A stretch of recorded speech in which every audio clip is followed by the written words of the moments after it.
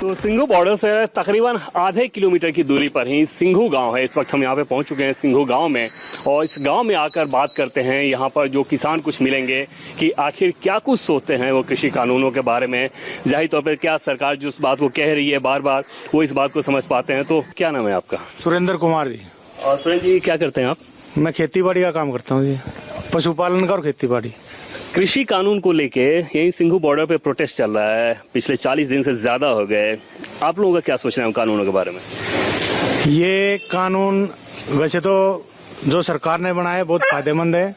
देखो हम तो छोटे काश्तकार है, 9 बीघे मेरे पास जमीन है, ठीक है। और हमारे लिए तो फायदे की है कि आगे बढ़ने के लिए जो इन्होंने बनाया है कि भाई कॉन्ट्रैक्ट खेती करो और उससे सब्जी वगैरह बढ़िया बिकेंगी आपकी, ये होगा, वो बहुत बढ़िया लग रहा है हमको। तो हमारे को तो कोई दिक्कत है नहीं इसमें। देखो हमारे पिछली बार गेहूं जो थे एमएसपी रेट पे दिल्ली गवर्नमेंट तो लेती नहीं, केजरीवाल वैसे झूठ बोलता रहता है। पिछली बार उन्होंने कहा था 2616 लेंगे, लेकिन उन्होंने कोई गवर्नमेंट खड़ी नहीं हुई, ना बिका हमारा गेहूं। हम हरियाणा में जाके बेचते हैं गेहूं। सबसे बड़ा फायदा तो ये है कि हम कहीं भी अपना माल बेच सकते हैं। कृषि कानून वैसे तो किसान के लिए बहुत बढ़िया है। कॉन्ट्रैक्ट फार्मिंग की बात है, जहाँ तक उसमें किसान को बहुत फायदा है। जो भी कंपनी आएगी वो हमारे को बताएगी क्या बीज लगेगा, क्या खाद लगाना है, उनके विशेषज्ञ आएंगे, टाइम टाइम पे बताएंगे कि भाई इसमें ये खाद डालना है, ये पानी देना है, ये वो दवाई वगैरह मारनी है। और कॉन्ट्रैक्ट फार्मिंग में ये होगा कि पहले ही रेट तय हो जाएगा। किसान कोई भी चीज बोगा उसका रेट तय कर देगा। 1 साल का कॉन्ट्रैक्ट करो, वो 2 का करो, 3 का करो, किसान अपनी मर्जी से उसका भाव तय करेगा।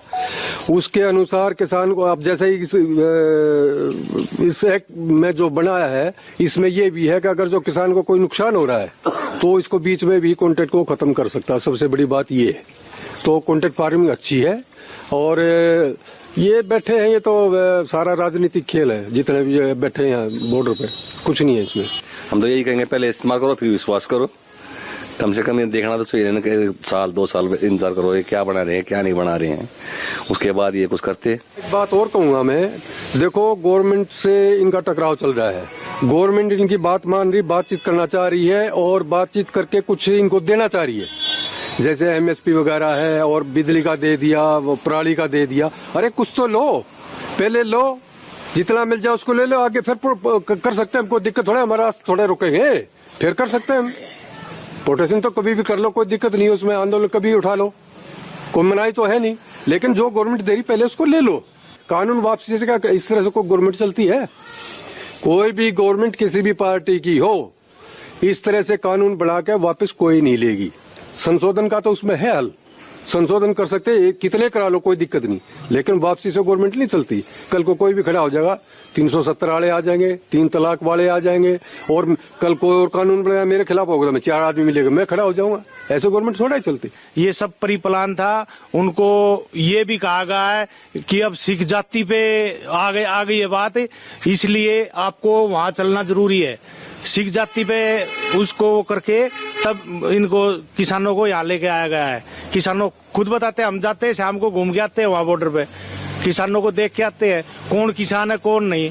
मंडी का कोई बंधन नहीं, किसान जहां चाहे अपनी फसल बेच दे, अपनी उपज बेच दे। ये बहुत जरूरी था किसानों के लिए, एक बेहतर विकल्प। बिल्कुल बेहतर विकल्प है ये। एक अलग से प्लेटफार्म किसान को मिल रहा है। मंडी के अलावा जो एपीएमसी है उसके अलावा अलग से एक प्राइवेट प्लेटफार्म मिल रहा है। कंपटीशन बनेगा, इसमें कंपटीशन बनेगा तो किसान को 2 पैसे फायदा होगा। वो मंडी में जाएगा तो उसका कमीशन वगैरह 10 रुपए का तो फर्क वहीं पड़ जाएगा क्विंटल पे। अगर जो उसी रेट में बाहर बिकता है 10 रुपए क्विंटल, तो किसान को वहीं बेनिफिट मिलेगा। रेट ऊपर मिलता है तो वो बेनिफिट अलग से है। पॉलिटिकली तो सारा ही जितना ये आंदोलन चल रहा है ना, सारा पॉलिटिकली है। इसमें किसान के भलाई का आदमी कोई नहीं चाहता। योगेंद्र यादव है, अरे सब चारों तरफ से उसके धक्के लग गए, यहाँ के अब राजनीति करने लग रहा है। क्या मतलब हुआ? किसानों को क्यों ऊपर गला रहा भाई, किस लिए? कोई पूंजीपति आके आपकी जमीन हड़प लेगा किसी कानून के द्वारा, ये डर कभी होता है क्या? नहीं, कैसे हड़प लेगा? ऐसे कोई किसी की जमीन नहीं हड़प सकता। कैसे हड़प लेगा? हम किसी पे दस्तक नहीं करेंगे, कोई चीज नहीं देंगे, कैसे हड़प लेगा ये बताओ आप? ये तो एक बेवकूफपने की बात है, ना समझी वाली बात है। एक चीज बताओ आप, ऐसे कौन कैसे खोज लेगा? कॉन्ट्रैक्ट फार्मिंग पंजाब में बहुत चल रहा है, और वहीं के ये अब किसान उठ के आ रहे, किसान है या क्या है क्या नहीं, मैं नहीं समझ पा रहा क्या है ये। हो सकता है इसमें किसान भी 10% होंगे, लेकिन वहाँ कॉन्ट्रैक्ट फार्मिंग ऑलरेडी हो रही है और उसको अपोज कर रहे हैं। ये समझ से बाहर है बात। कितनी जमीनें उन किसानों की कंपनियों को हड़प ली है, बताए ना वो कितनी कंपनियों ने कितनी जमीन हड़प ली उनकी। इसके अंदर जो है ना कि फार्मर कम है, किसान लोग कम है, ये जो है ना आड़ती और वैसे जो है ना पॉलिटिकल आदमी वो ज्यादा इन्वॉल्व है, किसान बहुत कम है इसमें। अन्य तो वही बात है, समझौता तो दोनों साइड से ही, कुछ ये दबते कुछ सरकार दबती, अब तक तो हो जाना चाहिए था। 8वां दौर 7वां दौर ये फिजूल की बातें हैं, लेकिन अपोजिशन जो है ना एक चीज की रट है उनको, भाई ये कानून वापसी होने चाहिए, संशोधन नहीं। ये गलत बात है। कानून तो आज ये वापसी है, कल न जो है ना 370 वापसी करवाएंगे, कभी 3 तलाक वापसी करवाएंगे। ये जो है ना कानून तो फिर ये इस चीज पे आदत पड़ जाएंगे, तो ये सरासर गलत बात है। ये वो चीजें हैं जो कि एकदम निष्पक्ष तरीके से आ रही है, सीधे गांव से, सीधे खेत से, सीधे किसान की आवाज आप सुन रहे हैं। और अब हम पहुंच चुके हैं हमीदपुर गांव, जो कि सिंघू बॉर्डर से तकरीबन 1.5 किलोमीटर के लगभग होगा। सिंघू बॉर्डर जो कि आप लोगों के पास में है, 40 दिन से ज्यादा हो गए किसान प्रोटेस्ट कर रहे हैं कि सरकार काला कानून लेकर आ गई है। आप लोग क्या सोचते हैं? काला कानून तो नहीं है, लेकिन जो इन्होंने काम किया है गवर्नमेंट ने बहुत अच्छा किया है। अब इनको उठ जाना चाहिए मेरे हिसाब से। जो इनकी मांगे थी लगभग पूरी हो चुकी हैं, अब ज्यादा वो फैलाने से इनका कोई फायदा नहीं है। मैं तो रिक्वेस्ट करता हूँ सभी से कि अब अपने अपने घर चले जाए। फायदा तो जो ये है, जो अभी तो दलाल थे, जो दलाली लेते थे बीच में, वो एक साइड हो जाएंगे।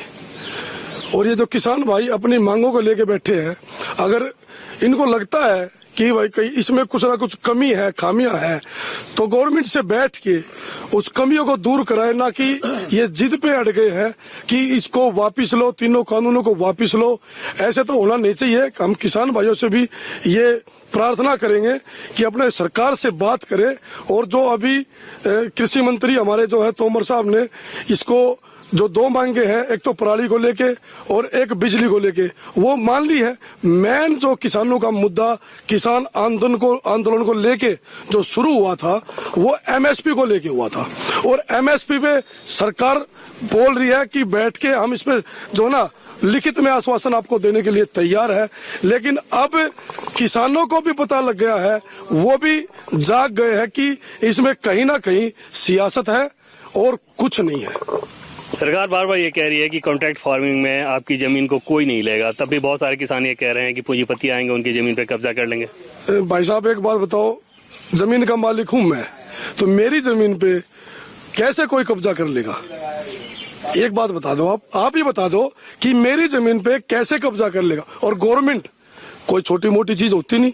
गवर्नमेंट जब बोल रही है, हमारे देश के प्रधानमंत्री श्री नरेंद्र मोदी जी ये बार बार बोल रहे हैं कि किसी की जमीन पे कब्जा नहीं होगा। आप एक बात बताओ, आज मेरी फसल मैं मंडी में लेके जाता हूँ, वहां पर आड़ती बोल देते इसमें मॉइस्चर है, इसको एक साइड कर दो। जब वो आड़ती रहेगा नहीं बीच में, हमारी जो फसल है डायरेक्ट गवर्नमेंट खरीदेगी, तो हमें ये फायदा है नुकसान है। आंदोलन करने का सबका अधिकार है इस देश के अंदर, लेकिन किसान भाइयों ने, हमारे जो किसान नेता है, उनको भी ये मानना चाहिए कि पब्लिक बहुत परेशान है और हमारा तो जीना दुर्भर हो गया है। हमें जो कोई रास्ते नहीं हमारे जाने के। हम किसान भाइयों से भी रिक्वेस्ट करेंगे, आंदोलन करो, गवर्नमेंट जगह दे रही है वहां करो, नहीं तो ऐसे बैठने से कोई फायदा नहीं है। आपस में फूट होती है किसानों की, और हम भी चाहते हैं कि ये जल्दी से जल्दी उठे। या तो सुना आपने, ये वो दर्द है जो कि जो लोग आंदोलन कर रहे हैं उनसे खफा होकर ये बता रहे हैं कि किस प्रकार की परेशानियों का सामना करना पड़ता है। जाहिर तौर पे उम्मीद अब यही की जानी चाहिए कि कम से कम सरकार और किसान संगठनों के बीच जो बातचीत है वो किसी ठोस नतीजे पर पहुंचे। और ये सिंधु बॉर्डर से, जैसे कि मैंने पहले आपको बताया कि महज 1.5 किलोमीटर की दूर पे जो हमीदपुर गाँव है, उस गाँव के लोगों की बात आपने सुनी।